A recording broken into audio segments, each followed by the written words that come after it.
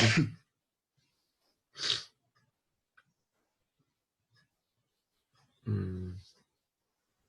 hizo esto.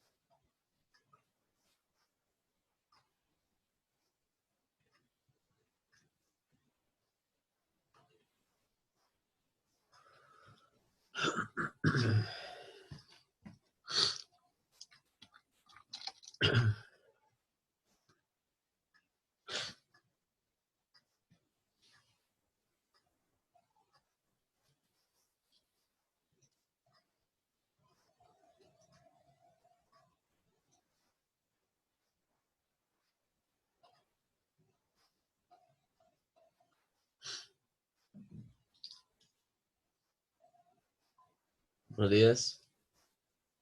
Buenos días, profe. Buenos días. Buenos días.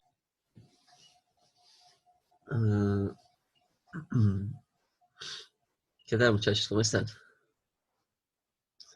Aquí.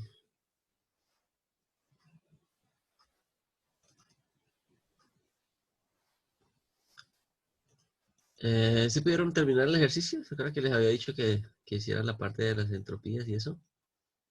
Bueno.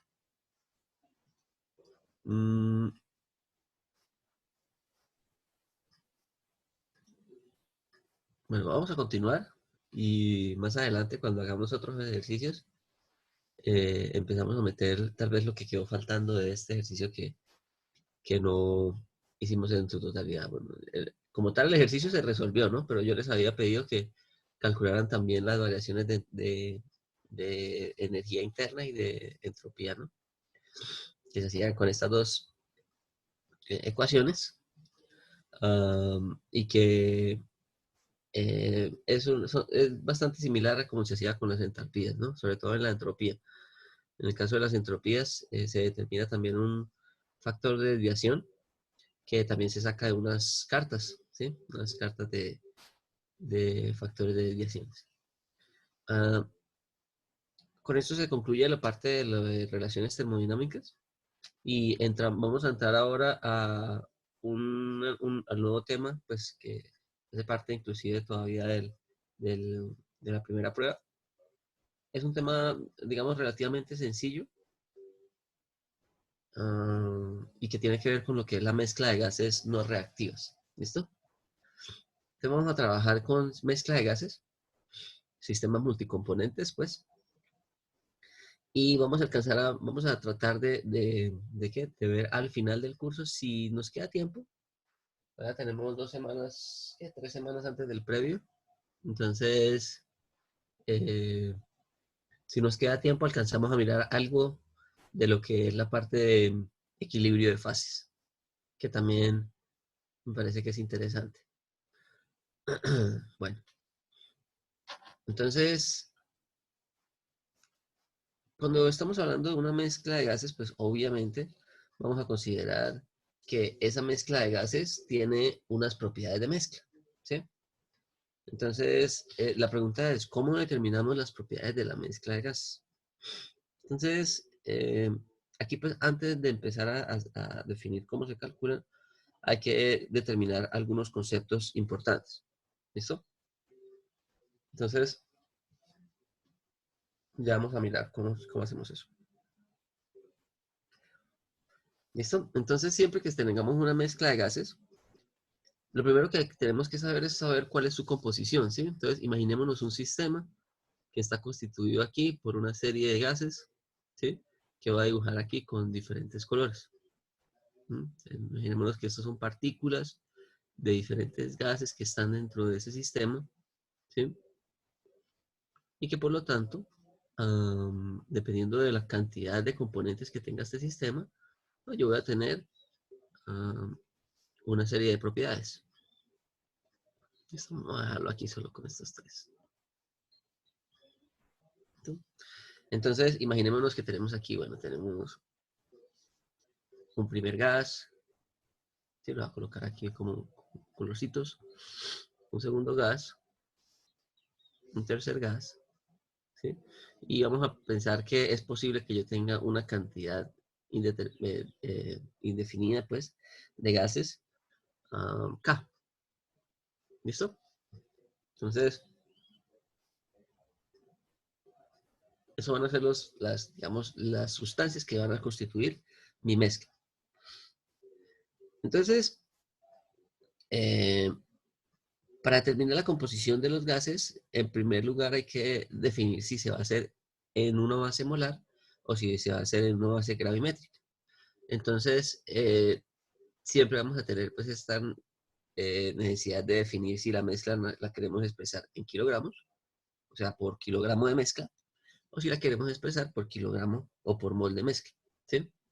Entonces, por eso aparecen estos dos términos, una base gravimétrica y una base molar. Entonces, siempre que hablemos de una base molar, ah, entonces estamos hablando de que se especifica la fracción molar de cada componente, ¿cierto? Entonces, cuando trabajamos en base molar, necesitamos especificar, ¿sí? O se especifica la fracción molar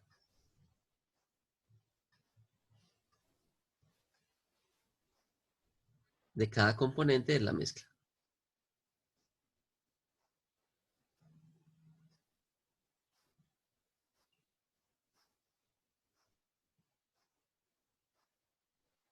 ¿Qué quiere decir eso? Pues básicamente que nosotros cuando trabajamos una mezcla de gases en base molar, tenemos que especificar cuál es el número de moles totales de la mezcla, ¿sí? Y ese número de moles totales de la mezcla, pues se determina mediante una suma de la cantidad de moles de cada componente, ¿sí? Entonces, aquí tendríamos el número de moles N sub I, ¿listo? Entonces, o coloquémosle mayúscula para que quede aquí N sub I, ¿listo? Entonces, el número de moles totales que habría en esa mezcla se determinaría mediante la sumatoria del número de moles de cada componente que constituye la mezcla. ¿Listo? Entonces, esto sería lo que representaría digamos, un análisis de la mezcla en una base molar. Y primero tenemos que definir eh, cuál es el número total de moles que hay ahí en esta mezcla para después empezar a mirar cómo determinar sus propiedades. ¿Sí? En el caso de el análisis gravimétrico, siempre que ustedes escuchen esta palabra gravimétrico, es bastante utilizada. Entonces, análisis, por ejemplo, si a uno le dicen un análisis gravimétrico, estamos hablando que es un análisis en base másico, ¿no? O sea, estaríamos hablando de que vamos a analizar ese sistema mediante un análisis de digamos, la constitución en base gravimétrica, que quiere decir en masa, de una mezcla, ¿sí? El análisis gravimétrico sí es esto, algo bastante utilizado en muchos campos. De hecho, en el área de combustión se trabaja bastante en lo que se llama el análisis termogravimétrico, ¿sí? Que es un análisis donde se mira cómo varía la masa de un combustible en función de su degradación térmica. Pero bueno, eso más adelante podremos mirar eso. Listo. Entonces, en el caso de el análisis gravimétrico, pues se habla de que necesitamos especificar las fracciones másicas de cada componente en la mezcla, ¿sí? Y aquí hablábamos de la fracción molar. Vamos a copiar y pegar para que quede más fácil aquí, ¿sí? En el caso de de la base gravimétrica, lo que debemos hacer es especificar las fracciones másicas de cada componente en la mezcla, ¿sí? Hasta el momento, aquí solamente expresamos el número de moles totales que habría en la mezcla. En este caso, tenemos que primero especificar cuál es el número, cuál es la masa total que hay en la mezcla. Y pues la masa total que hay en la mezcla lo hacemos de la misma manera que hicimos ahí en la anterior. Es una sumatoria, ¿sí?, de la masa que tiene cada componente en ese sistema. ¿Listo? Ok, hasta el momento ya tenemos la masa total y el número de moles totales, pero todavía no tenemos las fracciones másicas, ¿sí?, ni las fracciones molares. Entonces, ahora lo que nos encargaremos es a determinar esas fracciones, ¿sí? Pues en el caso de la fracción A,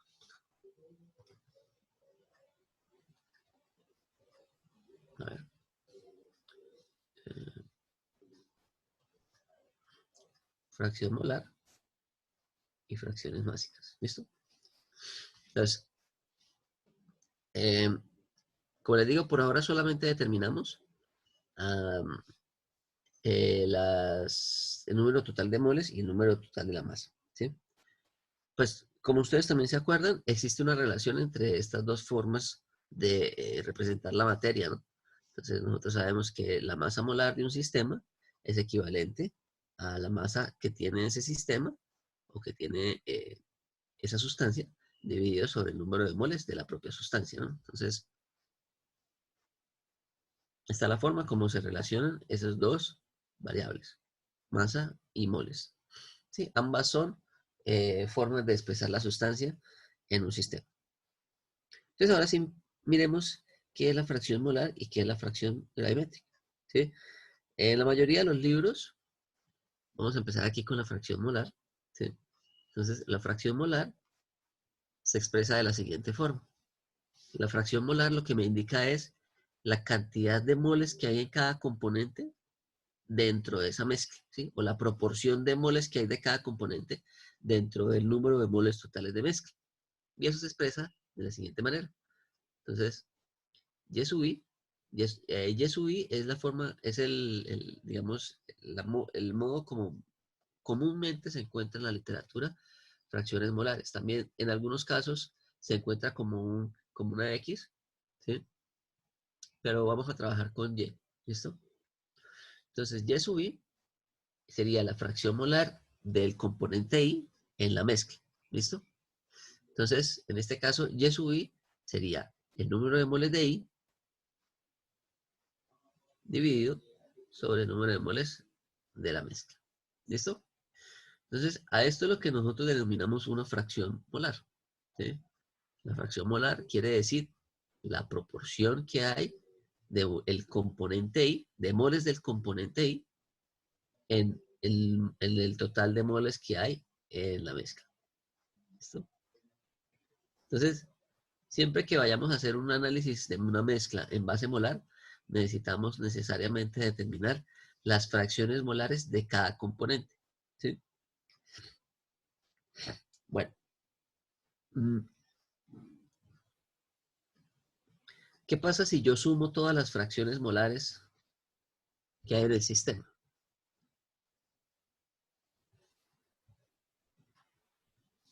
¿Qué pasa si yo hago la sumatoria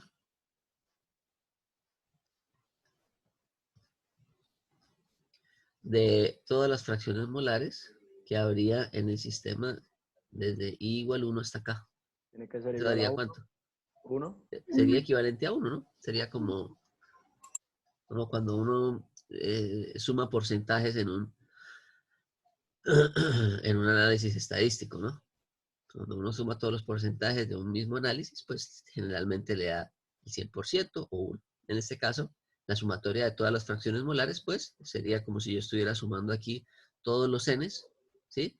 Y yo sé que la sumatoria de todos los n sub i me da n de mezcla, y n de mezcla sobre n de mezcla daría 1. ¿Listo? Entonces, mm, estas, digamos, propiedades las vamos a utilizar para definir algunas relaciones entre el análisis en base molar y el análisis en base gravimétrica. De manera paralela vamos a hacer el mismo análisis, ¿no? Pero en base gravimétrica.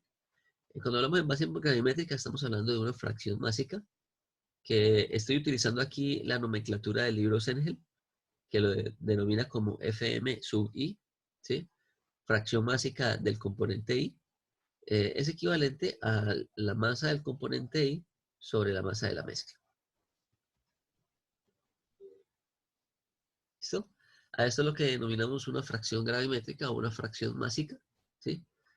Entonces, que sería la proporción de la masa del componente I en el total de masa de la mezcla. ¿Listo? Bueno, y aquí ocurre lo mismo. La sumatoria de todas las fracciones másicas son equivalentes a 1.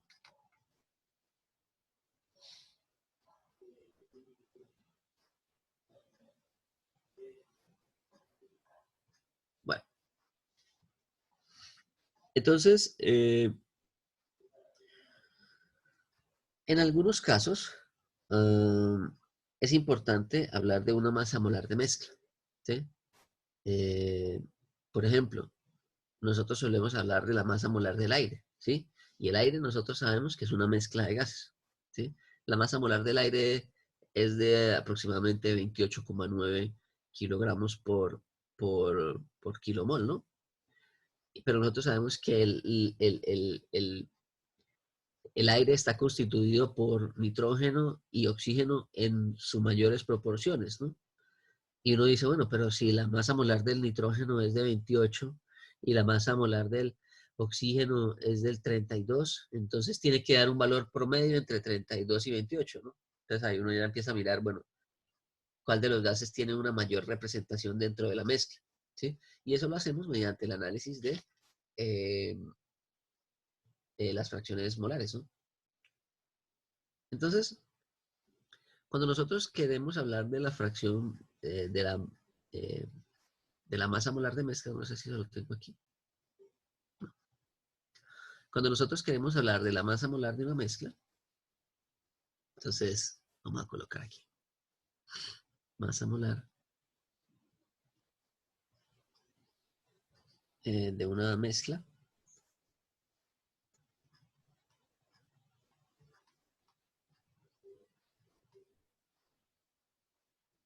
Entonces lo que hacemos es, bueno, partimos de nuestra ecuación básica de masa molar, que es esta que tenemos aquí, ¿sí? Pero le vamos a colocar el subíndice M que hace referencia a la masa molar de mezcla, ¿no? Entonces masa molar mezcla sería equivalente a la masa de mezcla sobre el número de moles de mezcla, ¿no?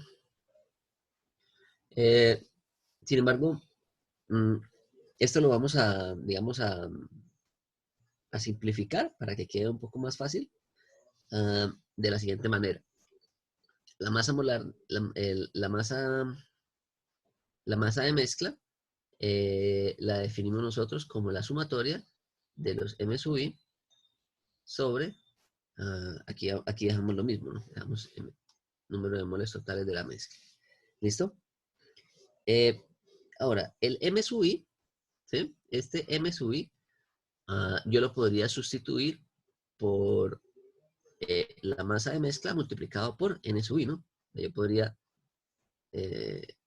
agarrar el componente I y aplicar esta ecuación, ¿sí? Entonces quedaría lo siguiente. Sumatoria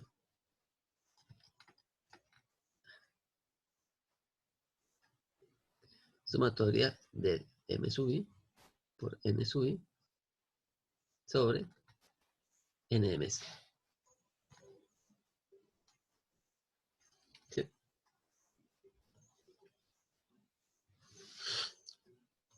Entonces fijémonos que aquí tenemos esta relación, ¿no? Sumatoria, tendríamos esta relación que tenemos aquí. ¿Sí? Eso habíamos dicho que era ¿qué? N sub I sobre N sub M. La fracción molar. La fracción molar, exactamente. Entonces, la masa molar de mezcla yo la podría determinar simplemente haciendo un análisis o haciendo una sumatoria de la fracción molar multiplicada por la masa molar de cada componente. Entonces quedaría sumatoria de la fracción molar de cada componente multiplicado por la masa molar de cada componente. Desde I igual 1 hasta acá. ¿Sí? Esto va a ser, digamos, una forma que se va a repetir cuando empecemos a analizar las propiedades de otras propiedades, ¿no? Por ahora únicamente estamos analizando aquí lo que ocurre con la masa molar de la mezcla. ¿Listo? Entonces, en el caso de la masa molar de mezcla,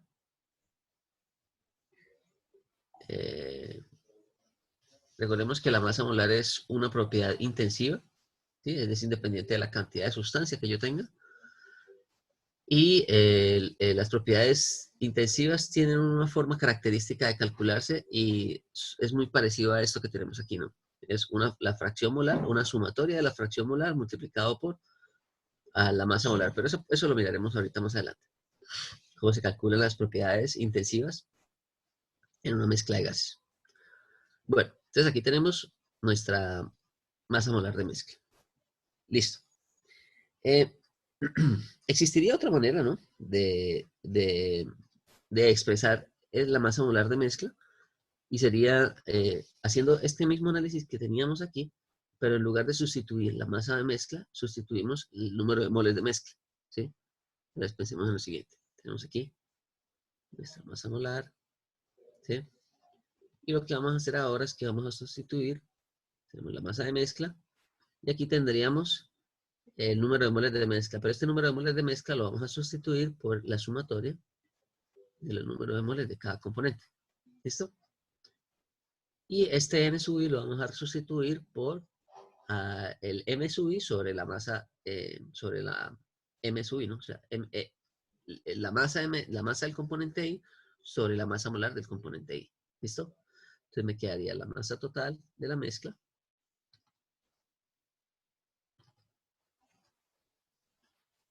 sobre la sumatoria de m sub i sobre la masa molar del componente I. ¿Listo? Entonces, si nos fijamos, esto que tenemos aquí sería ¿qué?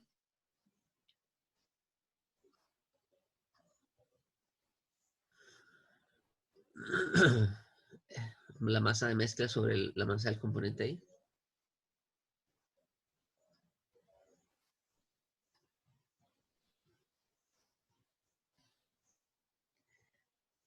Quedaría 1 sobre FMI, ¿no? Fijemos que FMI es M sub I, o sea, la masa del componente I sobre la masa de mezcla. Y aquí tenemos la masa de mezcla sobre la masa del componente I. Entonces, esta expresión de la masa molar también la podemos dejar, pero de esta forma casi no se utiliza. Bueno, en este curso por lo menos, quedaría la sumatoria, pero es una forma también de expresarlo, ¿no? En función de las fracciones básicas de FMI sobre M sub I. ¿Listo? Desde I igual 1 hasta acá. Entonces, esa es otra forma de expresar esta masa molar de la mezcla, ¿sí?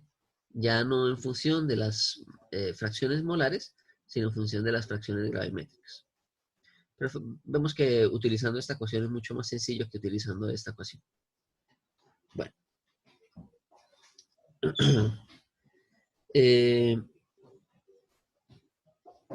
Bueno, si nosotros quisiéramos determinar la constante de los gases, ¿sí? Entonces, nuevamente, si quisiéramos calcular la constante de una mezcla de gases,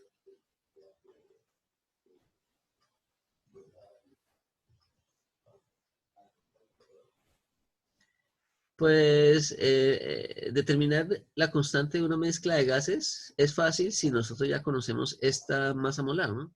Porque recordemos que la masa molar de una sustancia,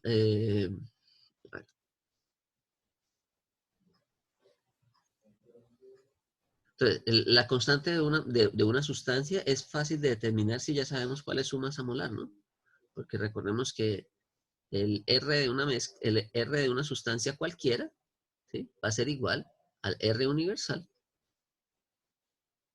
Sobre la masa molar. sobre la masa molar, ¿sí?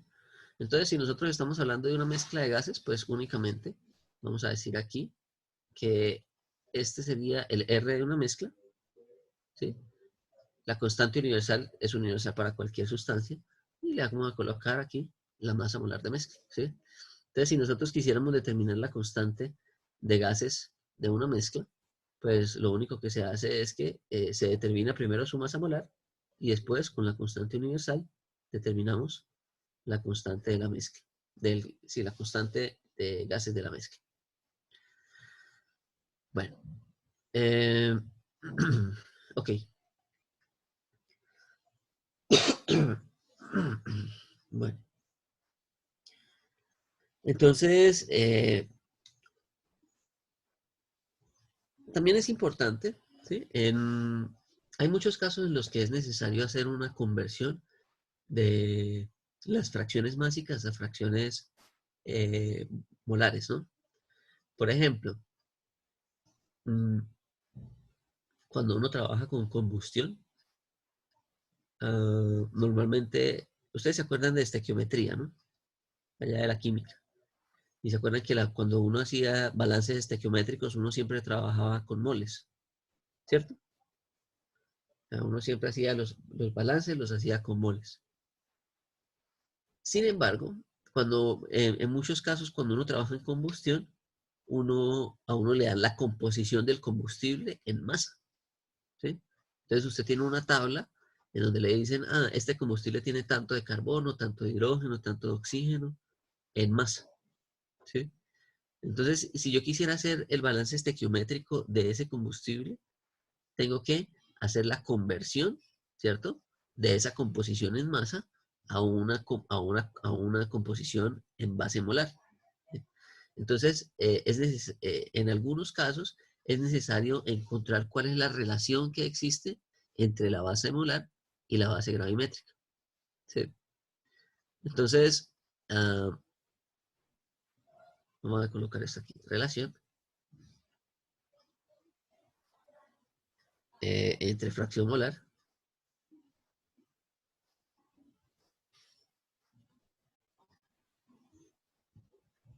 y fracción gravimétrica.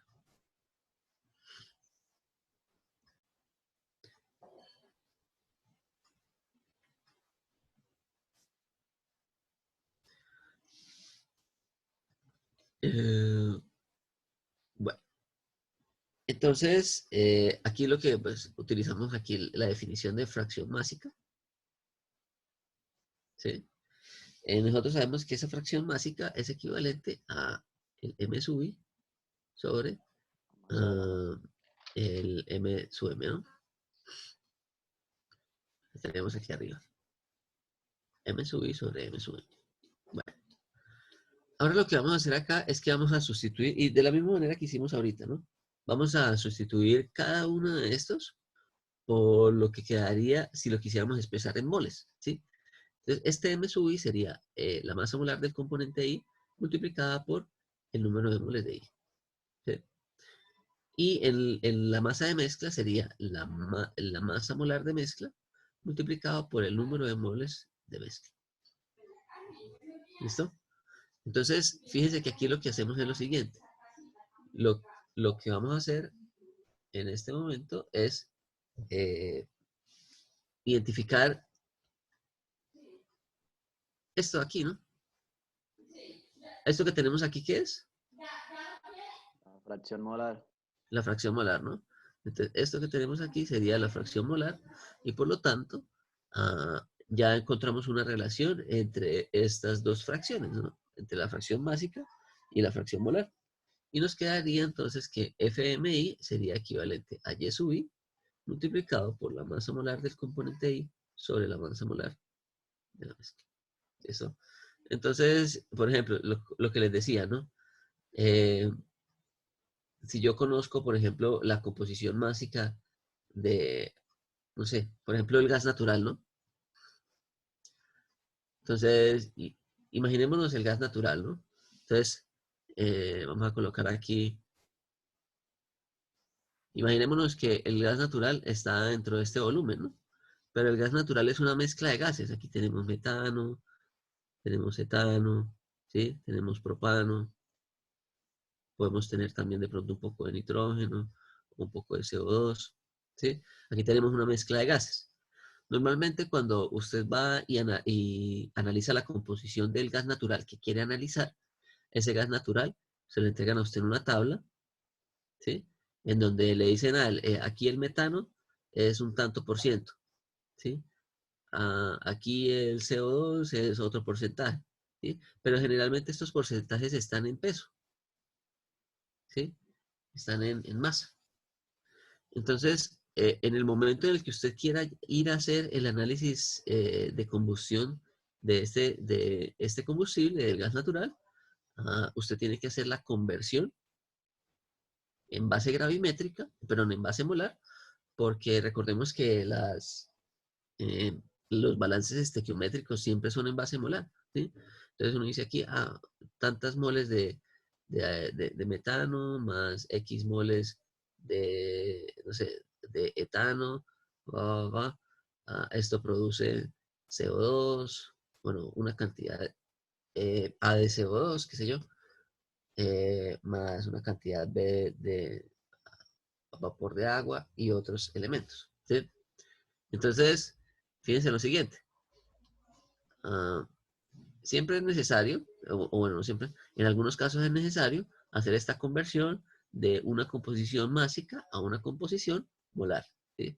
Entonces, en este caso, si nosotros conocemos esta composición másica, es decir, cuál es la fracción que representa cada componente de la mezcla de gas natural, yo podría eventualmente calcular eh, eso en qué representa en moles, ¿sí?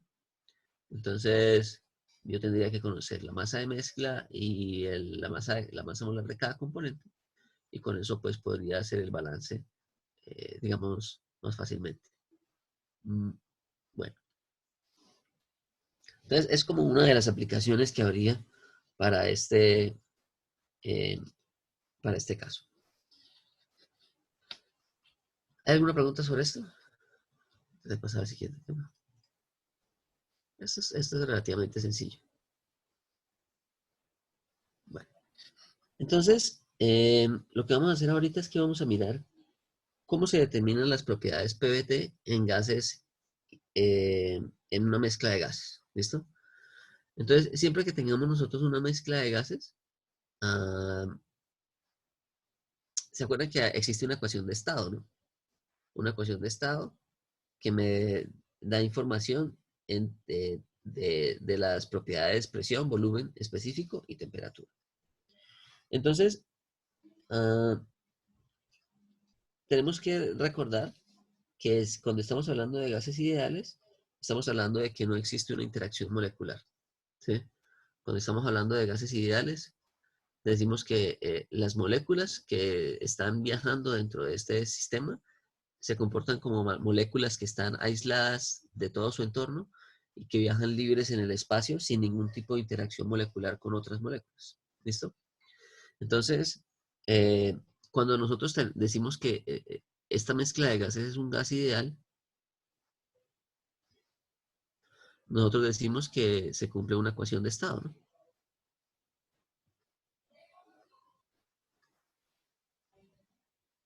Y que esa ecuación de estado me da información de las propiedades presión, volumen específico y temperatura.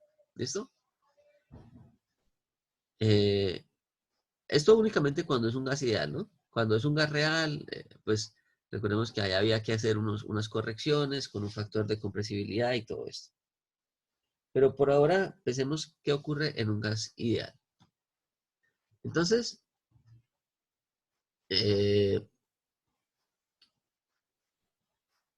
el primer enfoque que le vamos a dar a lo que sería la relación entre las propiedades PBT en mezcla de gases Se va a hacer mediante lo que propuso este personaje, John Dalton, un inglés, ah, que trabajó pues bastante en la parte de la química, y particularmente en todo lo que tenía que ver con el modelo atómico y con la ley de gases, y con leyes de gases, ¿no? Entonces, el Dalton fue pues uno de los que, digamos, planteó am, eh, unos modelos atómicos, ¿sí? De configuraciones atómicas, y que tiene más o menos esta es una imagen de este texto publicado en 1808. Entonces, que se llama Un nuevo sistema de la filosofía química, ¿sí? Entonces, nuevamente, pues él planteó este modelo, pero también planteó diferentes análisis sobre el comportamiento de gases, ¿sí? Y en particular, pues se definió una ley que se conoce como la ley de Dalton, que me analiza qué sucede cuando yo mezclo gases a las mismas condiciones de temperatura y de volumen. ¿Listo? Entonces, ¿qué es lo que nos dice la ley de Dalton?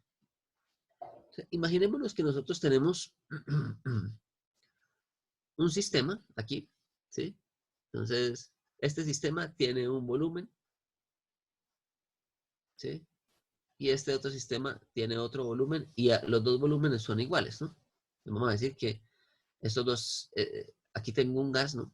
Vamos a decir que aquí tengo un gas en rojo y aquí tengo un gas en azul, ¿sí? Vamos a decir que inicialmente estos gases están en estos recipientes que tienen igual volumen. ¿Qué es lo que nosotros vamos a hacer? Nosotros estos dos gases los vamos a mezclar en un recipiente que tiene el mismo volumen, ¿sí? Entonces nosotros vamos a decir que existe un volumen de mezcla. ¿Listo? El volumen de mezcla va a ser este que tenemos aquí. Y este volumen de mezcla es igual a los volúmenes que existían inicialmente. Entonces, aquí decimos que hay un volumen de mezcla y aquí decimos que hay un volumen de mezcla. ¿Listo? Adicionalmente, yo voy a decir que aquí hay una temperatura de mezcla. ¿Listo? Entonces, eh, la ley de Dalton, pues, nos coloca una serie de condiciones. Nos va a decir que también eh, yo voy a mezclar aquí, ¿sí? Dos gases que inicialmente están a una temperatura y que cuando yo los mezcle van a estar a la misma temperatura que tenían cuando los tenía independientes, ¿sí? Entonces aquí nuevamente se va a presentar que yo tenía aquí una temperatura de mezcla y aquí voy a tener una temperatura de mezcla. ¿Listo? Entonces, la pregunta es, ¿qué va a suceder con las presiones? ¿Sí? Aquí tengo una presión, voy a colocar aquí una presión 1. Aquí tengo otra presión, la voy a denominar que es una presión 2. Y aquí voy a tener una presión que voy a llamar como una presión de mezcla. ¿Listo?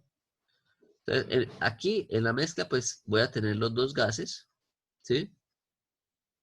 Uh, pero lo que me dice la ley de Dalton es que yo voy a mezclar esos dos gases considerando que tiene el mismo volumen que tenía inicialmente y que tiene la misma temperatura que tenía inicialmente. ¿Listo? Para cada uno de los gases. La pregunta es, ¿qué sucede con las presiones? ¿Sí? Entonces Dalton, haciendo pues sus experimentos, encontró que esta presión de mezcla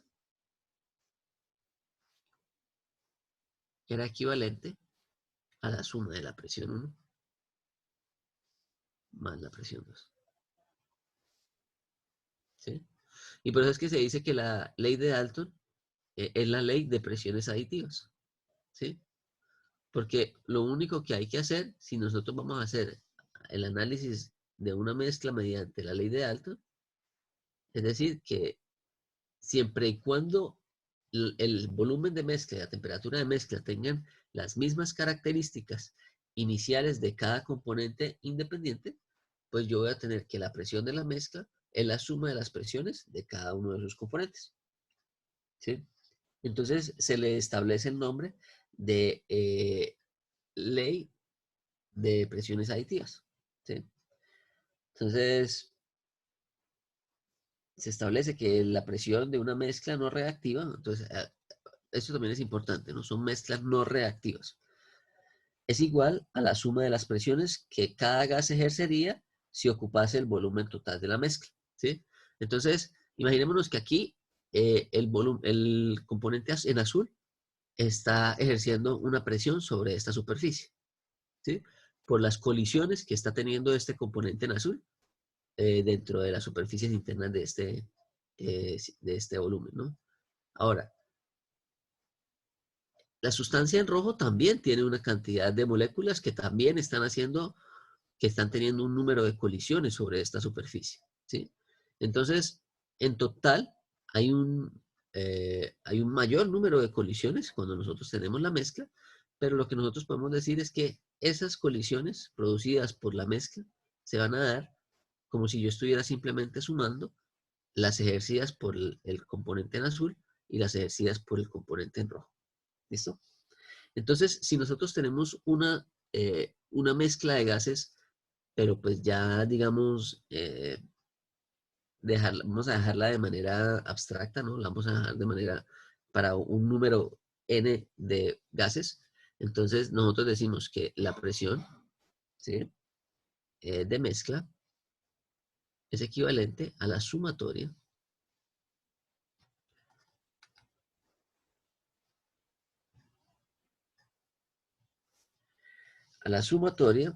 de las presiones sub I, ¿sí? De la presión de cada componente, siempre y cuando estén a las condiciones de temperatura de mezcla y de volumen de mezcla.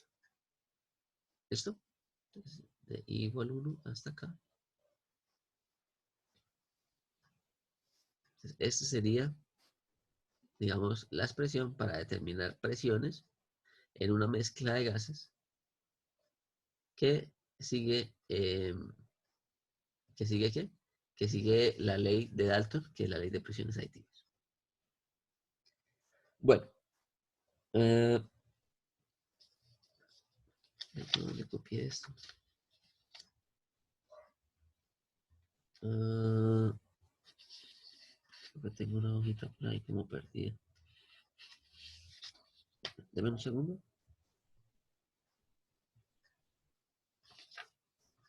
Presión. ¿Yo qué hice esa hoja?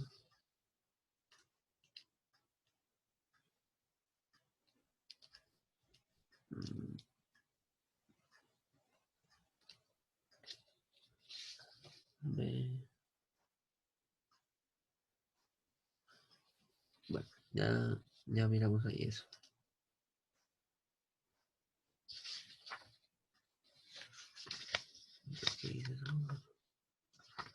Bueno, vamos a desarrollarlo ahí, que se me perdió la hojita donde lo tenía escrito. Entonces vamos a mirar lo siguiente. A cada una de estas presiones P sub I se le da un nombre, ¿no? Entonces aquí estamos hablando que el valor P sub I o la expresión P sub I que tenemos en esa ecuación recibe el nombre de presión parcial. ¿Sí? Entonces, estas presiones parciales es simplemente la presión que estaría la presión con la cual estaría contribuyendo cada gas a la mezcla, ¿sí? Entonces, si hablamos de la presión parcial del componente en rojo, pues estamos diciendo que el componente en rojo tiene una presión dentro de este volumen, como si estuviera aislado, y que esa presión está contribuyendo a la presión de la mezcla. Eh, entonces, ah, aquí aparece una relación, como les digo, se me perdió la hojita, no sé dónde la metí. Pero bueno, aquí nosotros podemos sacar una relación para expresar, ¿sí? Esas presiones en función de lo que sería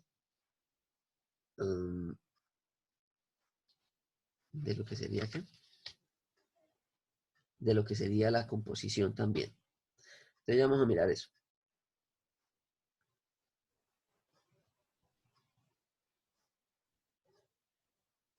Recordemos que esto es una mezcla de gases, ¿no? Ideales. Vamos a considerar que son gases ideales. ¿Sí? Estas ecuaciones cumplen también para gases reales, pero tienen un error. ¿Sí? O sea, hay que tener mucho cuidado cuando utilicemos estas reglas para gases reales, porque en gases reales hay una interacción molecular entre las sustancias. Y esas interacciones moleculares entre las sustancias pueden hacer que las presiones de mezcla no sean propiamente la suma de las presiones parciales. Pero como estamos hablando de gases ideales, vamos a mirar lo siguiente. ¿Sí? Vamos a mirar qué resulta de la relación P sub I sobre P sub M. ¿Listo? Entonces, recordemos que son gases ideales, ¿no? Entonces, este P sub I lo puedo sustituir por ¿qué? Despejando de la ecuación de gas ideal de la... Entonces vamos a utilizar la ecuación de gases ideales. ¿Sí? Vamos a utilizar la ecuación de gases ideales, pero en la forma molar, ¿no? Entonces recordemos que si lo vamos a utilizar en la forma molar, queda de la siguiente manera. Quedaría P por B, ¿sí? Volumen, ¿no? Es igual al número de moles por la constante universal de los gases por la temperatura. ¿Sí? Estamos utilizando moles con N mayúscula, ¿no? Vamos a colocarlo con N mayúscula para que quede mejor. ¿Listo? Recordemos que esto también lo podemos dejar de la siguiente forma, ¿no? P por B igual a M, pero aquí la constante del gas por RT. O también lo podemos colocar como P por volumen específico es igual a RT, que es pasar a dividir aquí la masa. O P por volumen molar es igual a RUT. ¿Listo? Entonces, son diferentes formas de expresar la ecuación de estado dependiendo de lo que a nosotros nos interese. A nosotros nos interesa, para este caso en particular, esta primera. ¿Listo? Vamos a utilizar esta ecuación para sustituir aquí en esta expresión. Entonces, ¿cómo me quedaría arriba? Me va a quedar NI, ¿cierto? Por RU. Recordemos lo siguiente. ¿Cuál va a ser la temperatura del componente I? Va a ser la temperatura de mezcla, ¿no? Entonces vamos a colocarlo así mejor.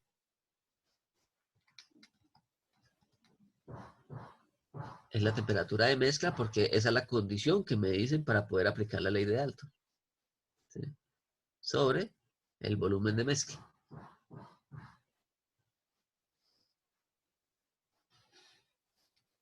¿Listo? Y ahora, ¿cuál sería la presión de la mezcla? Sería el número de moles totales multiplicado por RU por la temperatura de mezcla Volumen de la sobre el mezcla. volumen de mezcla, ¿no? Entonces, fijémonos en algo. Esto se cancela con esto, esto se cancela con esto, esto se cancela con esto. Y me queda entonces que P sub I sobre P sub M es equivalente a N sub I sobre N sub M. ¿Y esto es igual a qué? Fracción molar. A la fracción molar. ¿Sí? Entonces, mediante esta idea de la ley de Dalton, nosotros podemos establecer una relación, ¿sí?, entre las fracciones molares y las presiones parciales que hay dentro de un sistema. ¿Listo? Entonces aquí tendríamos N sub I sobre N sub M y que esto es equivalente a P sub I sobre P sub I. ¿Listo? Entonces siempre que estemos trabajando con gases ideales, nosotros podemos establecer que la relación de la presión parcial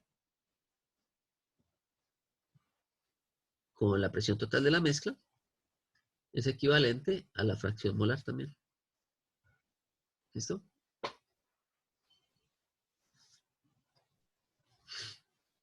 Entonces, es muy común, por ejemplo, cuando se está trabajando nuevamente en sistemas de combustión o en sistemas de gases. Por ejemplo, si usted está hablando, si usted quiere analizar unos gases, ¿no? Entonces, es muy común usted escuchar decir, por ejemplo, la presión parcial del vapor en la mezcla es de tanto, ¿sí? Entonces, usted dice, la presión parcial indica cuál es la proporción, ¿no? O bueno, sí, cuál es la contribución de la presión de ese componente a la presión de mezcla. En muchos casos se trabajan presiones atmosféricas, ¿sí? Entonces usted dice, la presión parcial del vapor en la atmósfera es de tanto.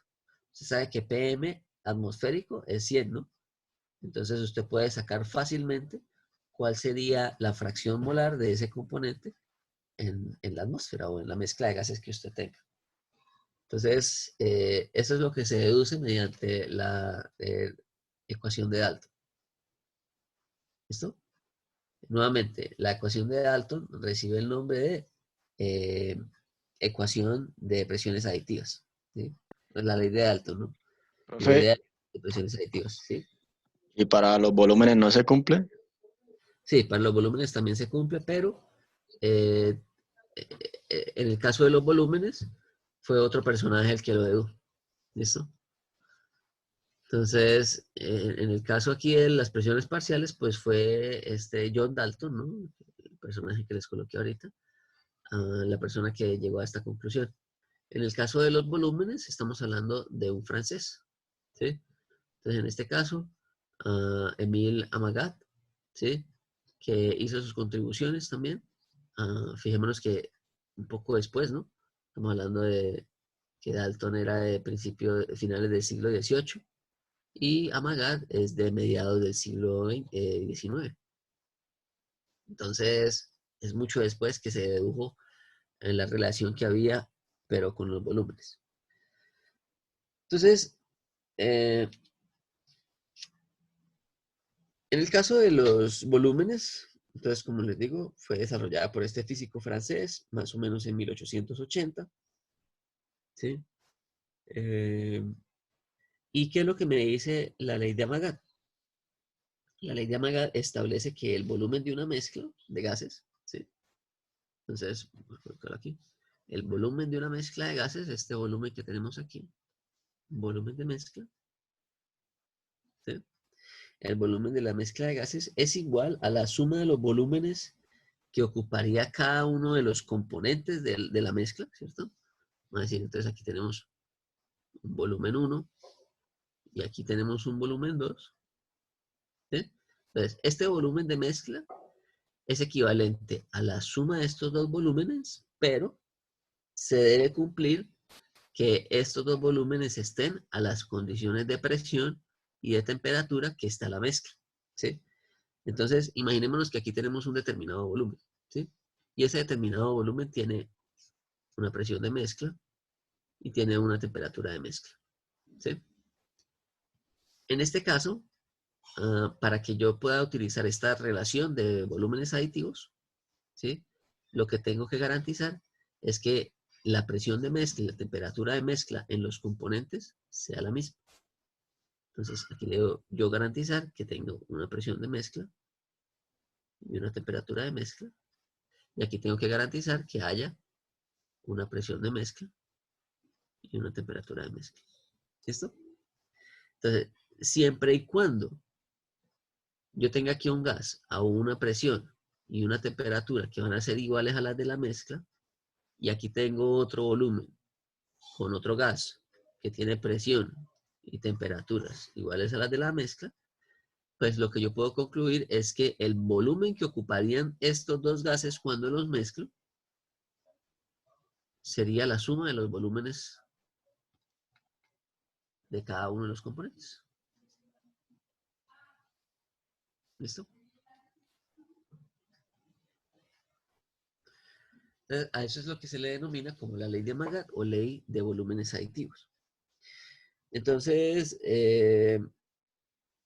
básicamente este volumen de mezcla sería equivalente al volumen 1 más el volumen 2. ¿Listo? Y en caso de que yo tenga más componentes, pues lo puedo dejar expresado como para una cantidad n de componentes.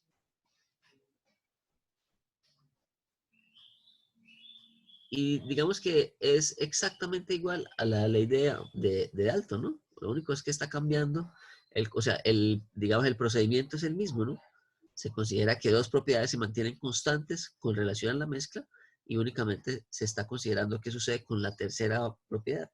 En este caso, la tercera propiedad sería el volumen y estamos mirando qué sucede con el volumen de una mezcla cuando mezclamos dos gases que tienen las mismas condiciones de presión y temperatura que la mezcla. Entonces aquí tendríamos nosotros que el volumen de mezcla es igual a la sumatoria. Vamos a colocarlo aquí abajo. Volumen de mezcla es igual a la sumatoria de los volúmenes de cada componente, siempre y cuando ellos estén a las condiciones de presión y temperatura de mezcla. I igual 1 hasta. ¿Listo? Entonces, esa sería la ecuación que se utiliza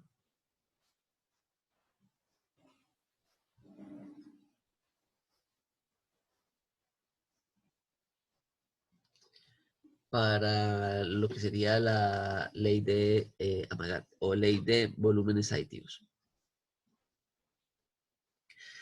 Bueno, si nosotros hacemos el mismo análisis que habíamos hecho previamente para gases ideales, ¿sí? Entonces si nosotros decimos aquí, para gases ideales,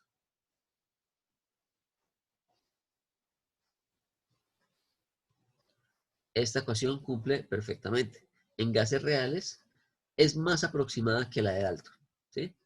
Cuando se utiliza esta ecuación en gases reales, es más aproximada que la de Dalton. La de Dalton tiene unos mayores errores que la de Amagat aplicada a gases reales. Pero en este caso en particular de gases ideales, pues hacemos lo mismo que hicimos ahorita, ¿no? Vamos a decir cuál sería la relación entre el volumen del componente I sobre el volumen de mezcla. Si nosotros sustituimos, eh, si nosotros sustituimos esto utilizando la ecuación de estado, pues vamos a llegar a una relación bastante próxima, ¿no? O sea, va a ser N sub I por RU por T de mezcla sobre presión de mezcla. Y aquí tendríamos Nm por RU por T de mezcla sobre presión de mezcla. Nuevamente, se cancelan estos componentes y me queda que la relación entre el volumen parcial de cada gas y el volumen de mezcla es equivalente a la relación entre las fracciones molares. ¿Sí? Es equivalente a la fracción molar, básicamente. ¿Sí? ¿Qué sería? Y sub I. ¿Sí? Entonces, se presenta el mismo resultado, ¿sí? Ah, mediante la ley de Amagat y la ley de Dalton, en donde se dice que la relación entre el volumen del componente I, es decir, el volumen parcial del componente I, con relación al volumen de la mezcla, es equivalente a la fracción molar del componente I. ¿Listo? Entonces, nuevamente, esto es bastante útil, sobre todo cuando uno le dicen que, por ejemplo, está fluyendo un gas a través de una tubería, ¿sí? Ese gas que fluye a través de una tubería tiene una composición tal, ¿sí? Entonces, usted, a partir de esa composición tal, usted podría decir cuál es la contribución parcial a ese gas que está fluyendo. Por ejemplo, cuál sería la contribución a la presión que ese gas tiene cuando fluye a través de una tubería producida por el componente, por un componente I. ¿Listo? Entonces, ¿hay alguna pregunta hasta el momento, muchachos?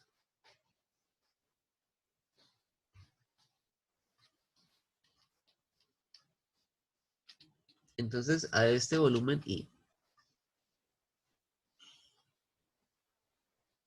Lo denominamos volumen parcial.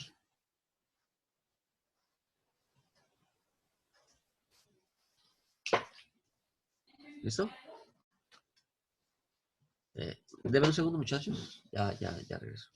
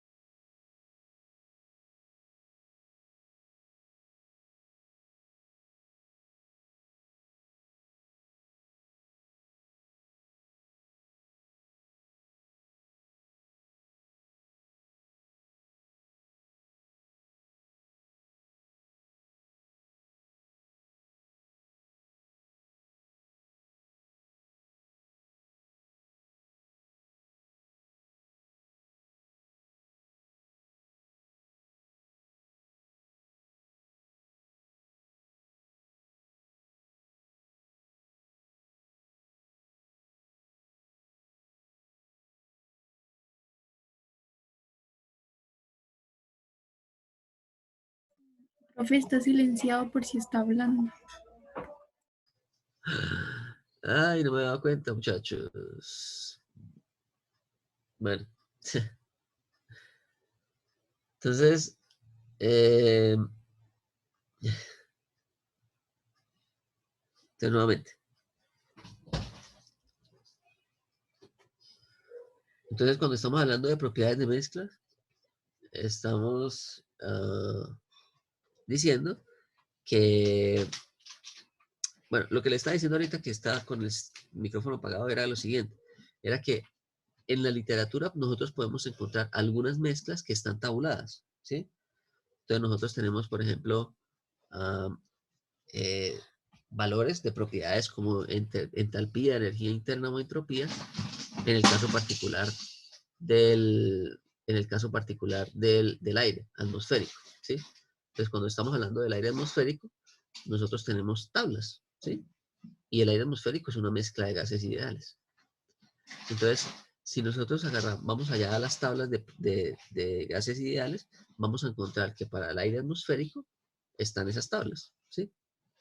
Ahora, si yo quisiera tener datos, por ejemplo, de una mezcla de CO2 con nitrógeno molecular, pues ya esos datos no va a ser tan fácil encontrarlos en tablas. Entonces nosotros tenemos que recurrir a unas formas adicionales para determinar esas propiedades, ¿sí? Entonces, cuando nosotros estamos hablando de mezclas, tenemos que primero establecer una separación entre cómo se determinan las propiedades extensivas y cómo se determinan las propiedades intensivas, ¿listo? Entonces, ah, básicamente, ¿qué es lo que se debe hacer? Entonces, vamos a empezar aquí con propiedades extensivas. Entonces, eh, lo que se va a hacer es que se va a determinar a partir de la suma de las contribuciones de cada gas. ¿Listo? Entonces, se determina, entonces, para propiedades extensivas, su cálculo se realiza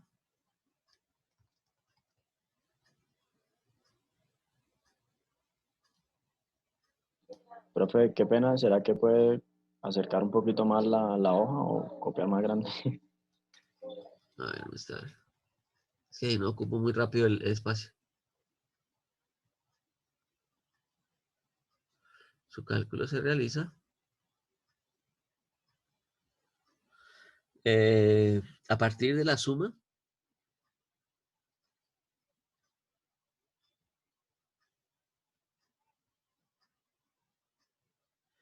de las contribuciones de cada gas.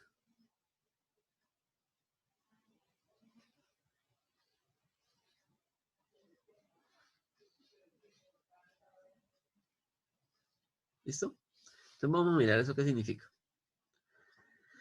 Entonces, pensemos en propiedades extensivas. A ver, ¿quién me dice una propiedad extensiva?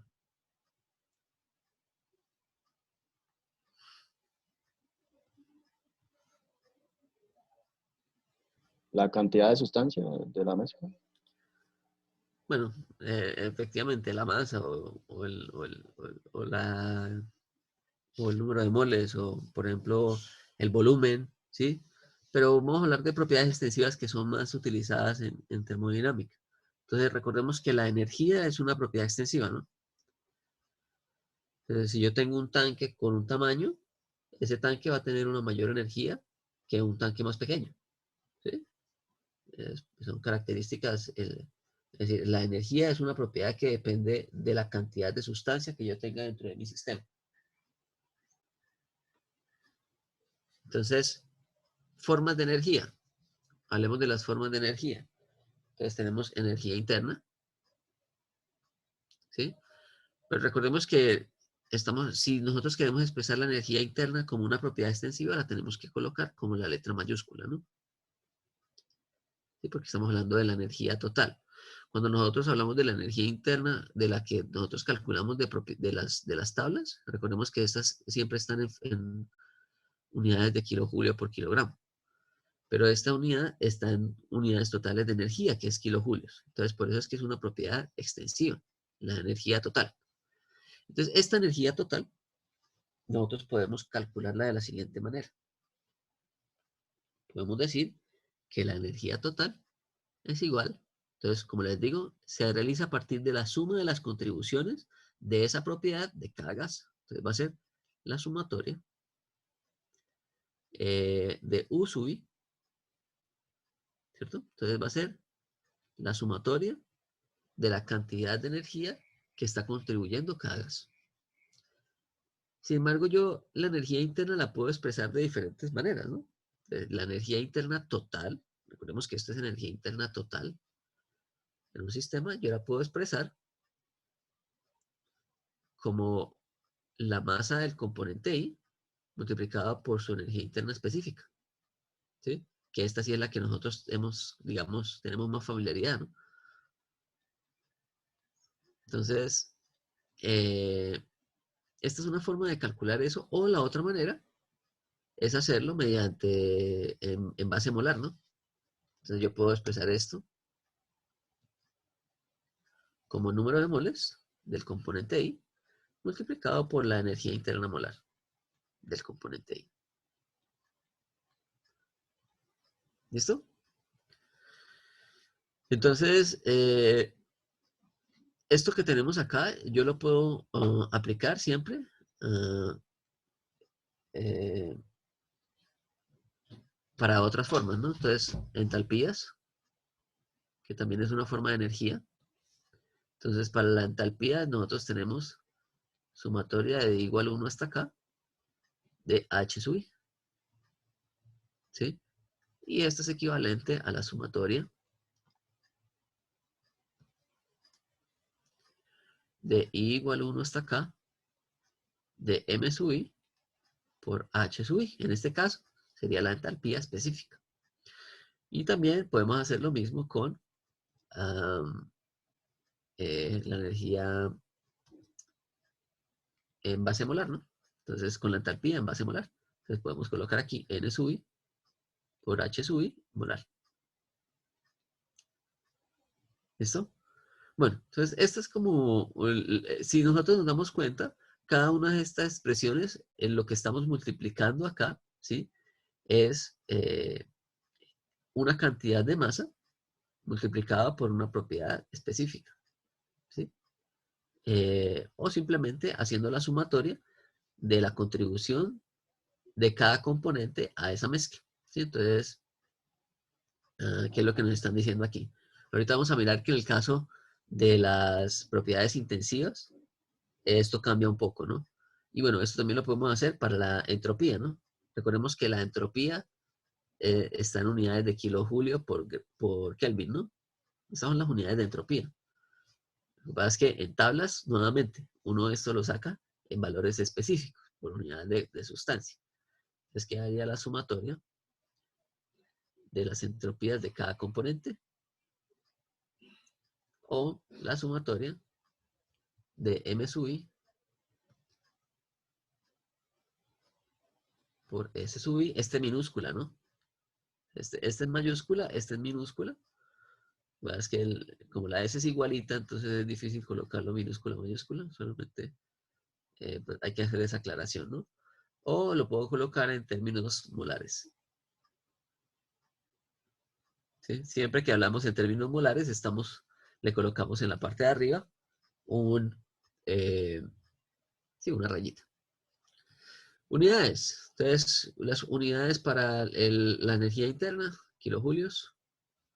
Las unidades para la entalpía, kilojulios. Ambos son propiedades que me indican una cantidad de energía. Y propiedades de la entropía, kilojulio por Kelvin. ¿Listo? Entonces, por ejemplo, aquí voy a colocarlo un solo caso, ¿no? Por ejemplo, si yo quisiera calcular la variación de la entalpía total, ¿sí? El delta H total de una mezcla, pues que es algo muy utilizado, ¿no? Entonces, en cualquier volumen de control que yo tenga en un sistema abierto, necesito calcular ese delta H, ¿sí? Para poder hacer el balance de energía. Entonces, si yo quiero hacer el balance de energía para un sistema abierto, pues este delta H ya de una mezcla de gases va a ser igual a la sumatoria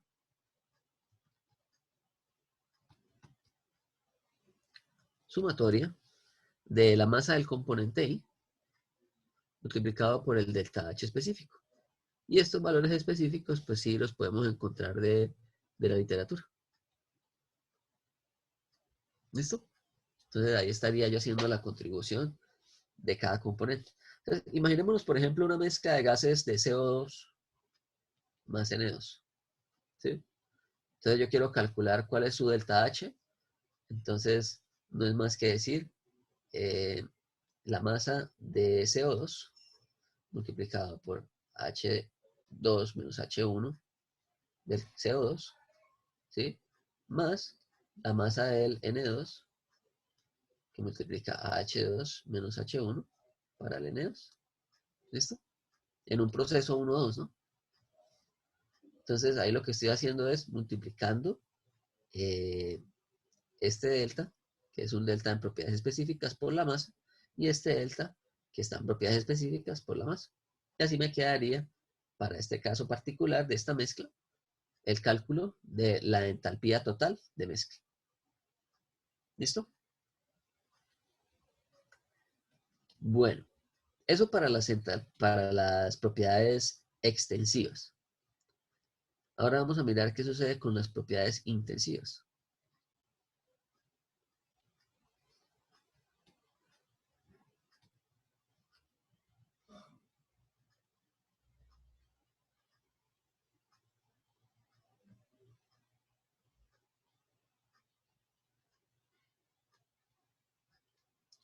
Propiedades intensivas de mezcla. Fijémonos aquí que se realiza a partir de la suma de las contribuciones de cada gas, ¿no? Aquí cambia un poco, porque aquí se realiza a través, se determina mediante la proporción de cada gas en la mezcla. Ya no es la suma de la cantidad de gas que hay en la mezcla, sino de la proporción de ese gas en la mezcla. Entonces se determina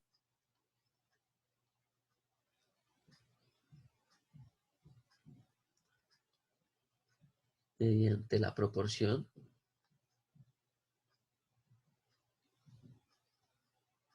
de cada componente en la mezcla. ¿Sí? Ya vamos a mirar qué significa eso. Ya no es la suma de las contribuciones, sino la suma proporcional. ¿Sí? Entonces, pensemos que queremos nosotros determinar ya no la energía interna total, sino que queremos determinar la energía interna de mezcla, pero la específica. ¿Sí? Nosotros queremos, en lugar de determinar este U total, queremos determinar el U específico. ¿Listo? ¿Cómo hacemos para determinar ese U específico de mezcla? Entonces se hace mediante las proporciones, ¿no? ¿Y cuál es la propiedad que me indica una proporción de cada gas en una mezcla? Pues van a ser las fracciones molares, ¿sí? Recordemos que la fracción molar me indica la cantidad de moles o la cantidad de masa, si es fracción másica, la cantidad de sustancia que hay de cada componente en una mezcla. Entonces, en el caso ¿de qué? En el caso de las propiedades intensivas, bueno, antes de pasar para acá, vamos a decir que básicamente una propiedad intensiva es una propiedad extensiva, que sería esta de acá, sobre su masa molar, ¿no? Sobre su masa total, perdón. ¿Sí? Es decir, es la energía interna de mezcla, pero la total, ¿no? Sobre la masa de mezcla. ¿Sí? Que es lo mismo que multiplicar esta por, es decir, es lo mismo que multiplicar esta energía interna de mezcla por la masa de mezcla. ¿Sí? Ahí me va a dar la energía total que yo tengo. ¿Sí? O sea, este U total, yo lo puedo igualar. Entonces, la energía total, yo la puedo colocar como una equivalencia a la masa total por una energía interna de mezcla. Pero en este caso, esta sería específica. ¿Listo? Entonces la pregunta es cómo determino esta propiedad específica de mezcla. Las propiedades específicas son propiedades intensivas. Entonces, las propiedades específicas para una mezcla se determinan de la siguiente manera. Yo ya había dicho que este UM total, aquí arriba lo había dejado en función de esto que teníamos aquí, ¿no? Es sumatoria de MI por UI y esto sobre M de mezcla.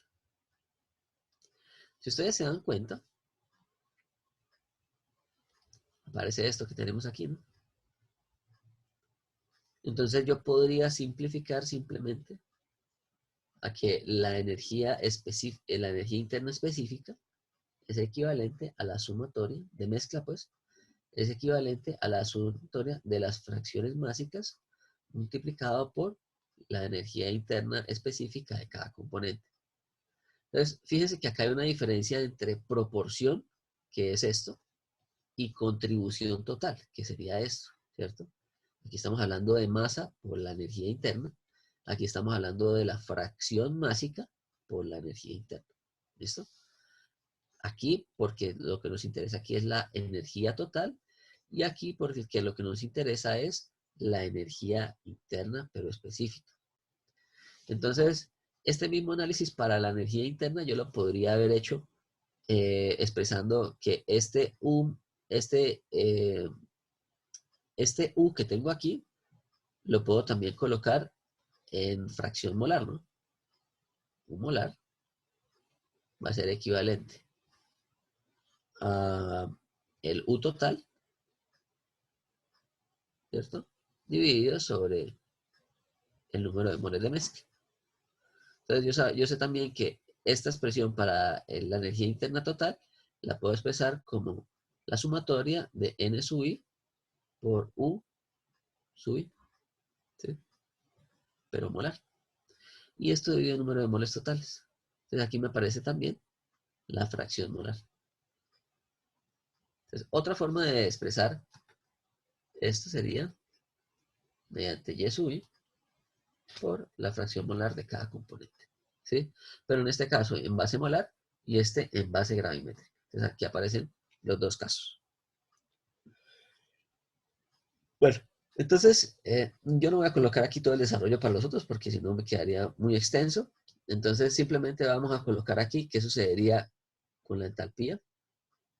Entonces en el caso de la entalpía nosotros tenemos que HM se puede expresar ya directamente como FMI por HI, ¿sí?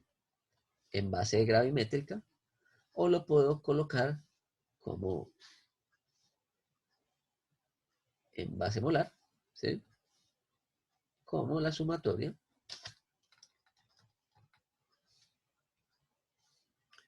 de Y sub I multiplicado por H sub I, pero molar.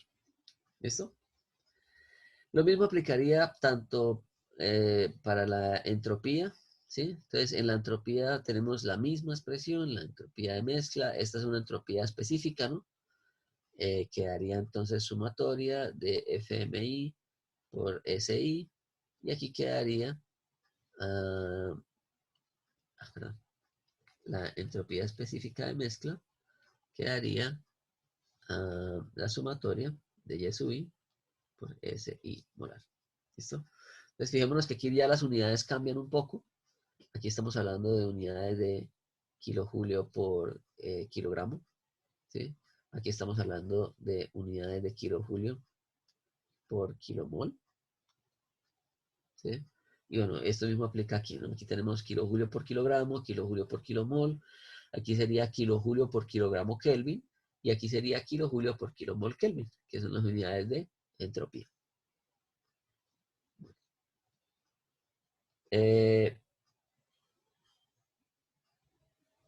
También nosotros podemos aplicar esto a otras propiedades intensivas, ¿no? Estas son, digamos, las que nosotros comúnmente utilizamos, pero existen otras propiedades intensivas como, por ejemplo, el calor específico, ¿sí?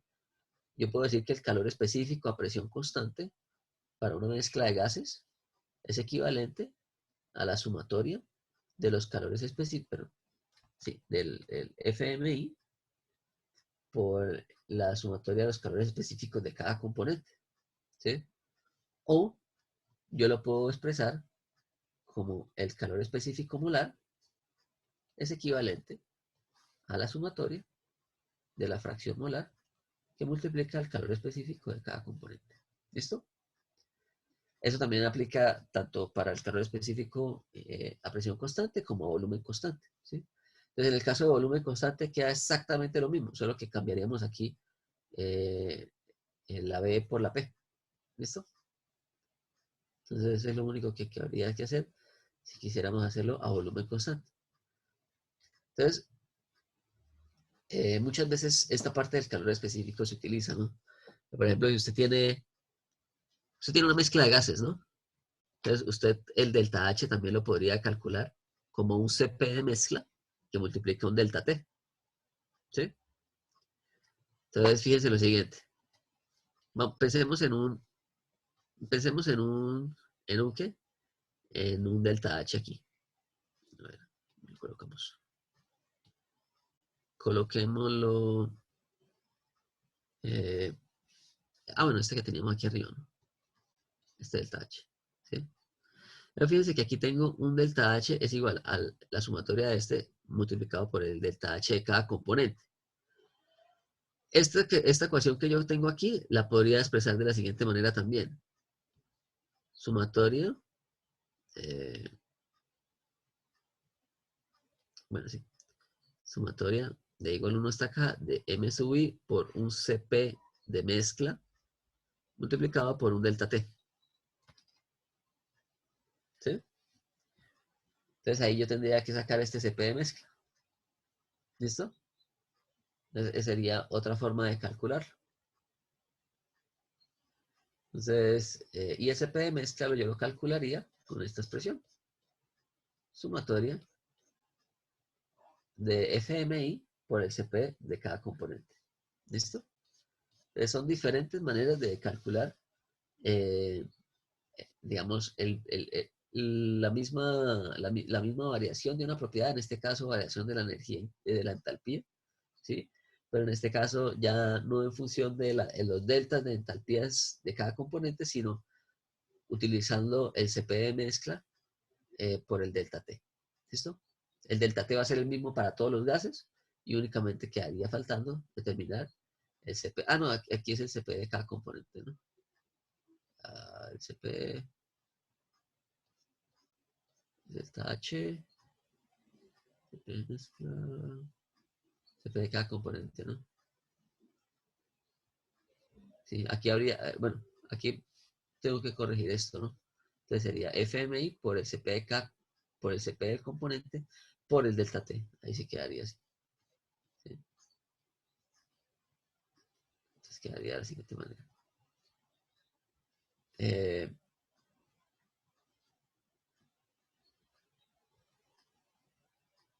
no, no, porque aquí ya estamos diciendo que es el componente I, ¿no? Como aquí ya estamos diciendo que es el componente I, aquí simplemente queda CPI por delta T, ¿no? Estaba mal lo que estaba diciendo, ¿sí? Aquí quedaría solamente CPI por delta T, ¿sí? No el CP de mezcla, ¿listo? Porque es que este CP, este que tenemos aquí, es para calcular una característica de la mezcla, ¿no? En este caso, dentro de esta sumatoria tenemos es una característica del componente, ¿sí? En este caso, la característica del componente es el H de ese componente I, ¿sí? Entonces, ese delta H para el componente I sería equivalente al CPI multiplicado por un delta T, ¿sí? No sería exactamente lo que yo tenía pensado. Pero bueno, en fin, en algunos casos, sí nosotros necesitamos este CP de mezcla, ¿sí? Entonces,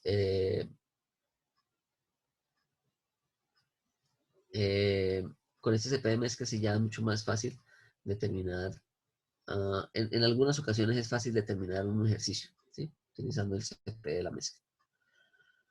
Bueno, entonces para gases ideales, aplica lo siguiente. Para gases ideales,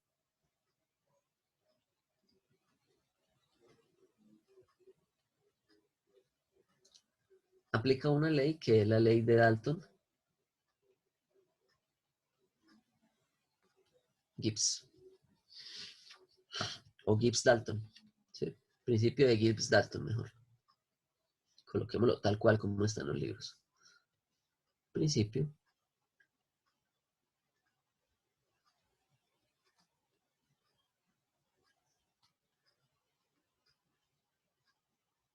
¿Qué nos dice el principio de Gibbs-Dalton? Nos dice que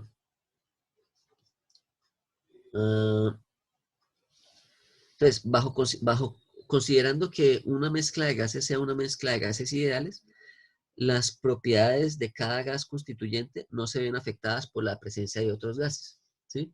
Entonces, si nosotros tenemos una mezcla de gases, aquí como lo teníamos aquí en los volúmenes aditivos, ¿sí? Imaginémonos que nosotros tenemos aquí una mezcla de gases ideales, ¿sí? Entonces, ¿qué es lo que nos dice el principio de Gibbs-Dalton? Que las propiedades de cada gas no se ven afectadas por la presencia del otro gas, ¿cierto? Entonces, por ejemplo, si yo tengo que este gas en rojo tiene una energía interna tal, como gas ideal, pues si yo tengo otro gas ideal próximo a ese otro gas, pero que sin haber una interacción molecular, yo lo que digo es que esas propiedades de ese gas no se ven afectadas por la presencia del otro gas, ¿sí? Entonces, de manera que cada gas en la mezcla se comporta como si estuviera a una temperatura y a un volumen de mezcla, ¿sí? Entonces, básicamente es una extensión de la ley de Dalton, ¿no? Entonces, en la ley de Dalton, nosotros habríamos hablado que era la ley de presiones aditivas, ¿no? Entonces, lo que nos dice la ley de Gibbs-Dalton, o el principio de Gibbs-Dalton, es que cada gas dentro de la mezcla, ¿sí?, se va a comportar como si estuviera solo, ¿sí? Como si estuviera solo a temperatura y volumen de mezcla, ¿sí? Entonces, básicamente la contribución de cada componente a la propiedad de la mezcla no se ve afectado por la presencia de otros componentes que estén ahí, ¿sí? Entonces, ¿en el caso de qué? En el caso de gases ideales, por ejemplo, yo voy a tener lo siguiente.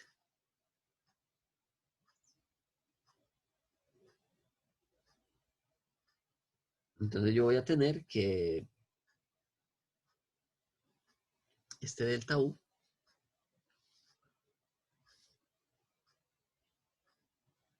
¿sí? Entonces delta U del componente I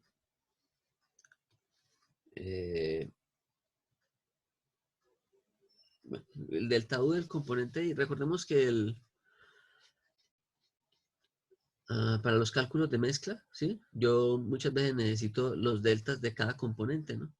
Entonces, como yo sé que cada componente no se ve afectado por la presencia de otros componentes en gases ideales, pues simplemente eh, yo los puedo sumar sin ningún problema, ¿no? O sea, no va a haber una interacción entre los gases que me genere, digamos, unos errores en el momento de que yo sume esas propiedades. Entonces, básicamente para gases ideales, el delta U de cada componente I va a ser igual al CBI por un dt, ¿sí? Que eso es lo que lo hemos sacado ya previamente ¿de qué? De las clases anteriores, ¿no? Entonces aquí estamos diciendo que las variaciones de cada componente I es únicamente dependiente de la temperatura, porque estamos hablando de gases ideales, ¿sí? Va a ser independiente de la presión. Lo mismo para la entalpía, ¿no? Entonces, en el caso de la entalpía, nosotros tenemos que este delta de entalpía sería el CPI por un dt. Y lo mismo, es únicamente dependiente de la temperatura. Y por último, en el caso de las entropías, nosotros sí tenemos que la entropía, entonces la variación de la entropía de cada componente es equivalente a, bueno, coloquémosla aquí con toda la integral, a Cp sobre la temperatura por dt menos R, logaritmo natural, de P2 sobre P1. Aquí hay que tener en cuenta también algo, ¿no? Esto va a ser la presión parcial de este componente I en la mezcla, ¿sí? Entonces va a ser la presión parcial del componente I en la condición 2 sobre la presión parcial del componente I en la condición 1. ¿Sí? Que recordemos que estamos hablando de una mezcla de gases. ¿Sí? Y en gases, la presión total del gas está dada por la contribución de las presiones de cada componente. Entonces, aquí sí hay que tener cuidado con eso, ¿no? Entonces, es la presión del componente I en la condición 2 en la mezcla, y aquí sería la presión del componente I en la condición 1. ¿Sí? Es decir, la presión parcial del componente. Bueno. Yo creo que vamos a dejar por ahí por hoy. Quisiera que trataran de hacer el siguiente ejercicio. ¿Sí? Entonces, estamos hablando ya de una mezcla de gases, pero estamos hablando de una mezcla de gases ideales. Y entonces me dicen lo siguiente.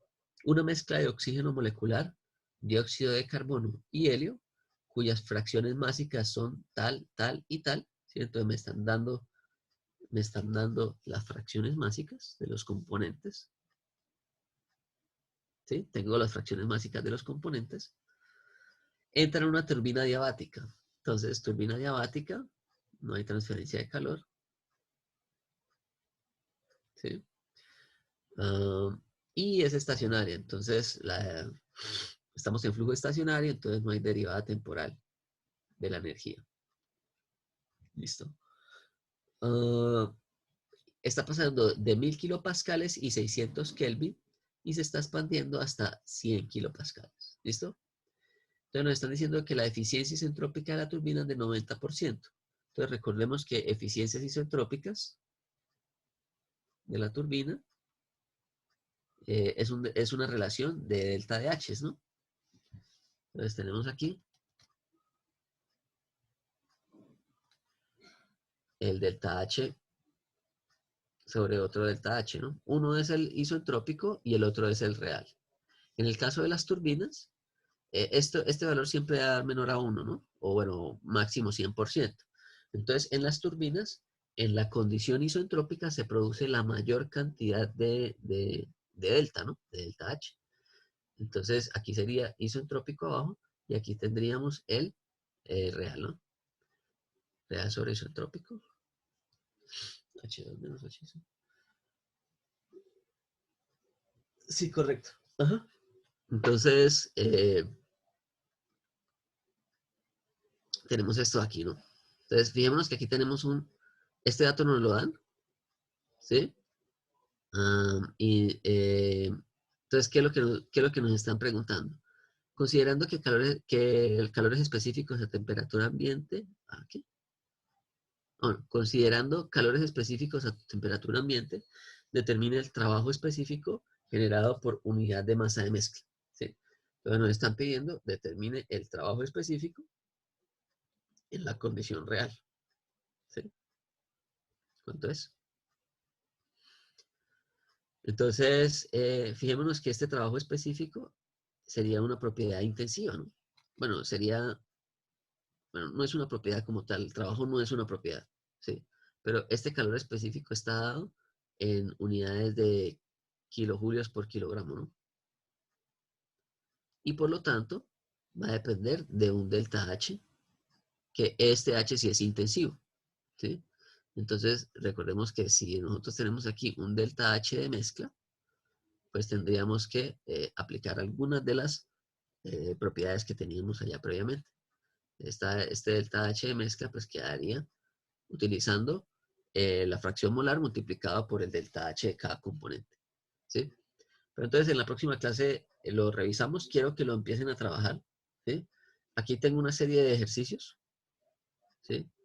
Entonces vamos a resolver dos nomás porque si no nos alcanza el tiempo y empezamos a mirar cómo se determinan propiedades en mezclas de gases, pero ya de gases reales, ¿listo?